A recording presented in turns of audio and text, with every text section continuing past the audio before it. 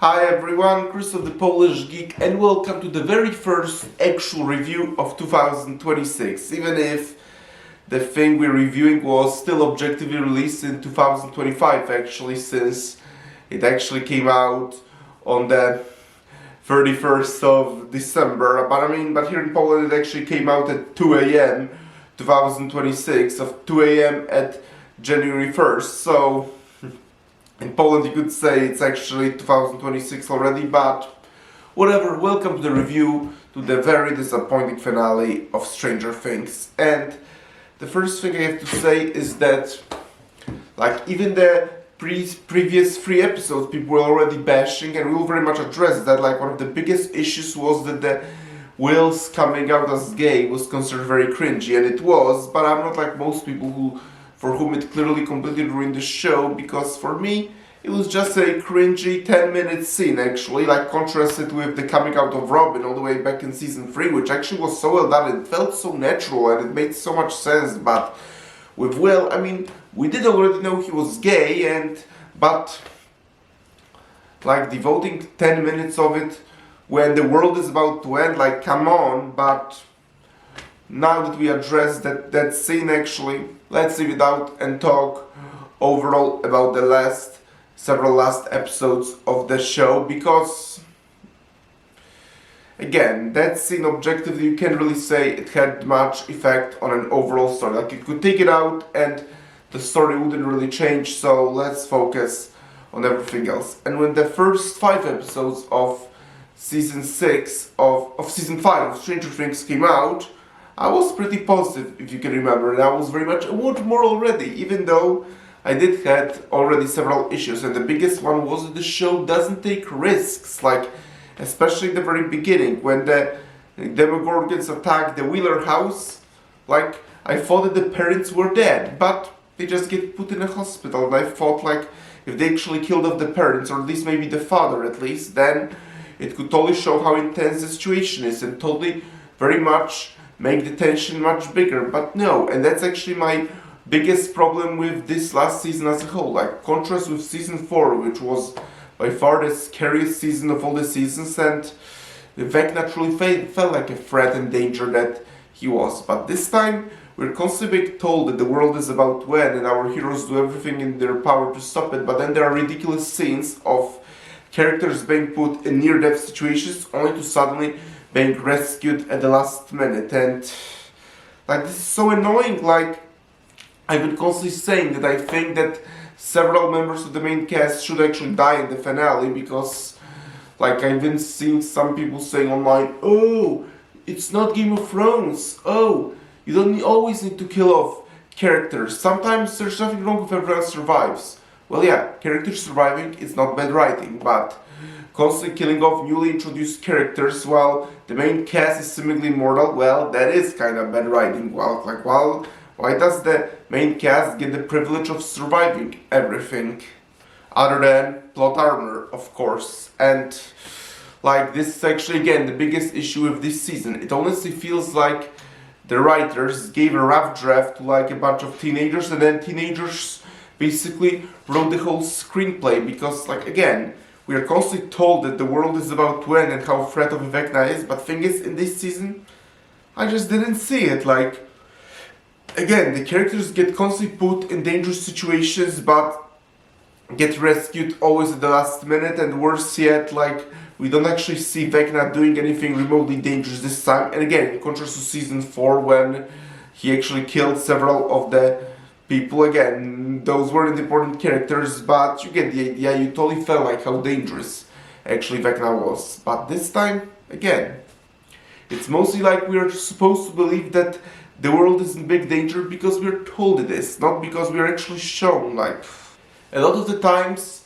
it felt more like characters stopping a big threat in a Saturday morning cartoon, as opposed to a horror story that Stranger Things technically supposed to become at this point. Like, we've been very much told by the writers that they are trying practically to use the season 1 script, since that was the most popular one, for inspiration for season 5. Thing is, season 1 that was the very beginning of the show, okay? Season 1 was the beginning of the show. Now everything is expanded, things got much darker and much more intense, so it was time to get things much darker this time. Especially that, yes, again, in many ways it does very much resemble Season 1, except that now instead of Will disappearing, it's Mike's younger sister Holly, and now instead of one very powerful person, you have three. Elle, her sister Kali, and Will Byers himself. And yes, even like, everyone knows already that at this point, but yes, even like in Season 1 actually, Elle does disappear at the very end. Like, it practically feels basically like a complete rehash of Season 1, just basically desperately trying to naturally tie it to everything that came before, even though it just doesn't make sense anymore. Again, like, this is supposed to be the finale, things are supposed to be now at their most intense, at their darkest. But again, we're just told that how intense things are and the world is meant to end. Thing is, again, I just don't see it. It's mostly like we're told that the situation is very dire, but we aren't really shown it at all. Sometimes those who feels like the characters basically are playing their video game and basically having fun and are more worried, and it feels like they're worried about losing to the final boss instead of actually trying to save the world. And also, in addition to practically there being absolutely no tension, it also feels like the story is very, very rushed. It feels like this was actually a story for like 2 seasons, actually, the story of Season 5, especially that some of the things get left completely unexplained, others on the other hand get explained but like too fast, and you don't really have time to process all of them. Like, for example, apparently I heard there was like a play that like a prequel or a in-between, I don't know exactly how it was called, First Shadow, don't know, but there was a play that apparently does reveal that the Mind Flayer was the main villain all along, with Vecna, Henry Creel, being controlled by him. And yes, this season does reveal it, but it reveals it like right during the final battle. That's when it's revealed, and you don't even have fully time to process it. It's like it's revealed that the Mind Flayer was in charge all along, and then the final battle against the giant kaiju Mind Flayer starts. And I'll give it a credit. It was a pretty spectacular final battle, but then again, because of everything that's been done, it kind of feels hollow, especially that you don't even worry for the characters. It's more about spectacle and enjoying them taking out the big thing, as opposed to actually worrying that something happens to them, because again, they've been constantly surviving situations that really should have killed them, that they have no chances or surviving. It almost feels like the different brothers basically were wanting to tease people. They wanted a darker story and says, nope, everyone is immortal. That's what it felt like. But as I said, when it was revealed that the Mind Flayer was in charge all along, with Vecna just being controlled by him, that's something that we should find out several episodes before at least, and we should have known that Mind Flayer is the main villain. But no, this is just something that they revealed during the final battle, and it feels like it was mostly revealed because of that play instead of because it actually made sense. I mean, I do think it made sense story-wise. It does make sense that the main villain is actually someone from the Abyss, as opposed to a human who went to the Abyss and took it over. So yeah, it makes sense that it's some monster from the Abyss to be the main villain. So I think it does make sense that Mind Flayer is the main villain, but it's something that should have been revealed way earlier, instead of like during the final battle, as the way Mind Flayer was all along. And then again, a spectacular battle against the Mind Flayer ensues, but even then it kind of feels hollow, because again, it's mostly about spectacle. You don't really feel anything for the characters, because you just know that they're all gonna be okay. And another frustrating thing is that, because I constantly been saying how every character is safe and the plot armor was possibly the most annoying thing this season, but during the finale, that's something everyone already knows. It's probably talked all over the internet. It has been for the last few days, but during the finale, we all know Elle sort of sacrifices herself to completely close the other dimension, and then it just fast forwards 18 months later. That's another frustrating thing. Like, why was Dr. K, Linda Hamilton, a human main villain, just basically disappeared completely afterwards? We're not even shown what happened to her. Like, she should be defeated. Like, the fact that it's just basically like when L closes the dimension, it's like the soldiers say, oh, we can't do anything, we're letting you go. No. Like Dr. Cake has been shown as a really evil and despicable villain before that, so she should also face consequences for her actions. Maybe they should at least reveal that she's been taken to prison or something like that, like...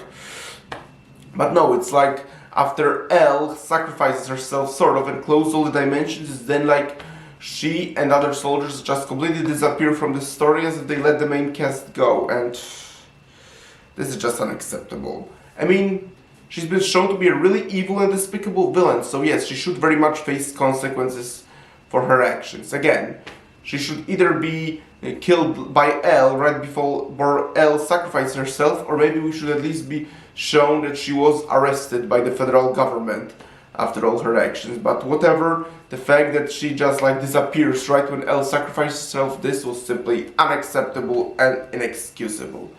And I'm also gonna say it wasn't all bad. There were several things I did enjoy this season. Still, learning the lore about the Upside Down and the Abyss was pretty interesting, and I will also give a credit that I did actually like the reveal that the Mind Flyer was the main villain all along. I do think it should be revealed way earlier, but I do overall like it.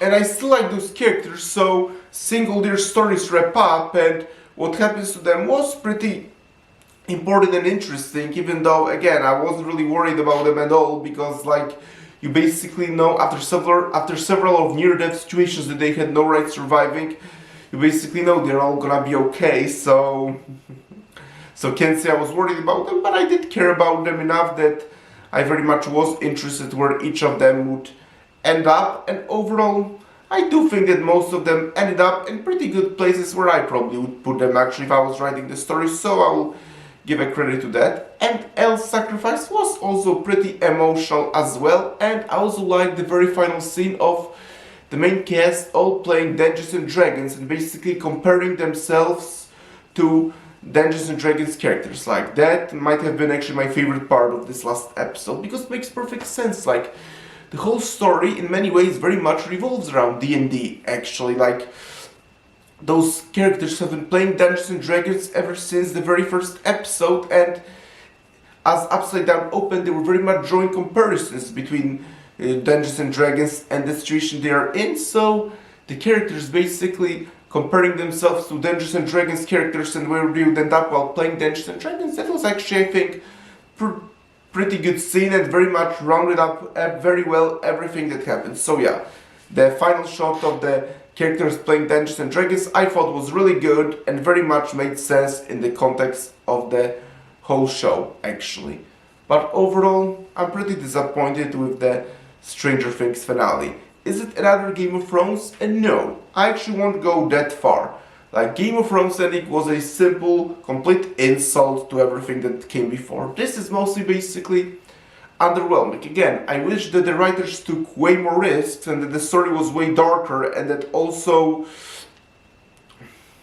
that it was longer and that the reveals that should have happened earlier did actually happen much earlier. I certainly wish for that, and I also wish more things were explained, and I certainly feel that Linda Hamilton's character should very much face consequences for her actions, but still, the overall rough draft of the story, I can't say it's all bad actually, just that not very well executed, whereas the ending of Game of Thrones was a simple middle finger to everything that happened before. But overall still, I am pretty disappointed in the Stranger Things finale. Like, season 4 was so much better. Like, season 4 was the darkest season of them all. But this feels basically like the most hearted when it's supposed to be things that are most intense now. So, yeah, very disappointed with the Stranger Things finale. Cobra Kai had a really incredible ending, but the same cannot be said for Stranger Things. So, thank you folks for checking out this review of Stranger Things finale. Press the like button, please subscribe to this channel, and I will talk to you soon in another video. Talk to you then, bye!